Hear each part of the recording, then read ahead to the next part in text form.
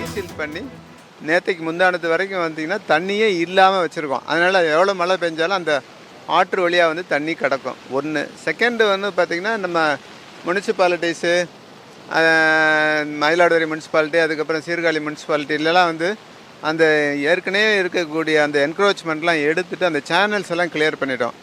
அது இல்லாமல் வந்து வில்லேஜ் பஞ்சாயத்தில் இருக்கக்கூடிய சேனல்ஸ் எல்லாம் எடுத்து விட்டோம். அதுக்கப்புறம் கல்வெட்ஸு 1500 கல்வெட்ஸை வந்து எடுத்து விட்டோம்.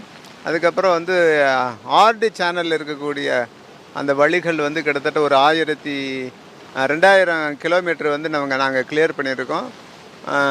அந்த மாதிரி வந்து WRDயில் பண்ணியிருக்கோம், அக்ரிகல்ச்சர் இன்ஜினியரிங்லேருந்து பண்ணியிருக்கோம், அதுக்கப்புறம் வந்து ஊரக வளர்ச்சித்துறையிலேருந்து பண்ணியிருக்கோம், முனிசிபாலிட்டியில் பண்ணியிருக்காங்க, டவுன் பஞ்சாயத்தில் பண்ணியிருக்காங்க, வில்லேஜ் பஞ்சாயத்து, எல்லா லோக்கல் பாடிஸும் வந்து அவங்கவுங்க லிமிட்டில் இருக்கக்கூடிய அந்த நீர்நிலைகள், அதுக்கப்புறம் வாட்டர்வேஸு எல்லாத்தையும் வந்து கிளியர் பண்ணி தயாராக இருந்ததுனால இப்போ மழை நேற்று இன்றைக்கும் பேஞ்சிட்ருக்கு.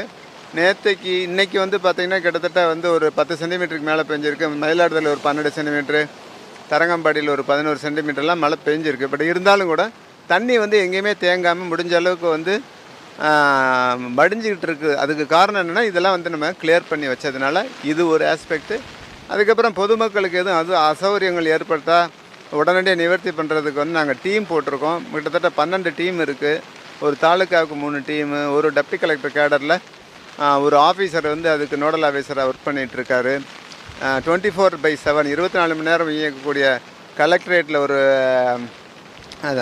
கண்ட்ரோல் ரூம் இருக்குது, எஸ்பி ஆஃபீஸில் ஒரு கண்ட்ரோல் ரூம், இபியில் ஒரு கண்ட்ரோல் ரூம், எல்லா தாசில்தார் ஆஃபீஸ்லேயும் ஒரு கண்ட்ரோல் ரூம், அது இல்லாமல் வந்து ஆர்டிஓ ஆஃபீஸில் ஒரு கண்ட்ரோல் ரூம், அந்த மாதிரி வந்து எல்லா லெவல்லையுமே டீசென்ட்ரலைஸ் பண்ணி அங்கங்கே இருக்கிறதுனால வந்து அவங்கவுங்க உடனடியாக வந்து புகார்கள் ஏதும் பெறப்பட்டால் வந்து உடனே நடவடிக்கை எடுக்கிறோம். நைட்டு 10 மணிக்கு கூட ஜூம் மீட்டில் நம்ம வந்து மாவட்டத்தில் எங்கே இஷ்யூஸ் இருக்குன்றதை நம்ம எல்லா ஆஃபீஸர்ஸ்டையும் வந்து கேட்குறோம். உடனடியாக வந்து நம்ம களத்தில் வந்து பார்த்திங்கன்னா கிராம லெவலில் பிஏஓ, அதுக்கப்புறம் வந்து பஞ்சாயத்து செக்ரட்டரி அவங்க வந்து களத்தில் ரெடியாக இருக்காங்க. தாசில்தார், பிடிஓஸ் எல்லாம் களத்தில் ரெடியாக இருக்கிறதுனால எந்த ஒரு இஷ்யூ வந்தாலும் உடனே அட்டன் பண்ணுறதுக்கு தயாராக இருக்கும். மயிலாடுதுறை மாவட்டத்தில் பார்த்தோம்னா கிட்டத்தட்ட 6 நாட்களுக்கு மேலே மீனவர்கள் கடலுக்கு செல்லாமல் இருக்காங்க.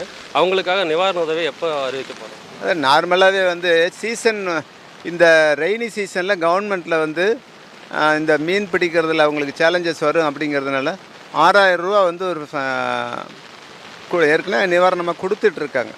அதனால் அந்த அலவன்சஸ் வந்து இதில் அப்ளை ஆகும். ஏற்கனவே கவர்மெண்ட் இதுக்காகவே கொடுக்குறாங்க. அப்புறம் 22ஆம் தேதியிலேருந்து கடல் சீற்றம் இருக்கிறதுனால அவங்கள நம்ம வந்து ஐஎம்டி அறிவிப்பின்படி வந்து அவங்க கடலுக்கு செல்லாமல் இருக்காங்க அவங்களுடைய பாதுகாப்புக்காக.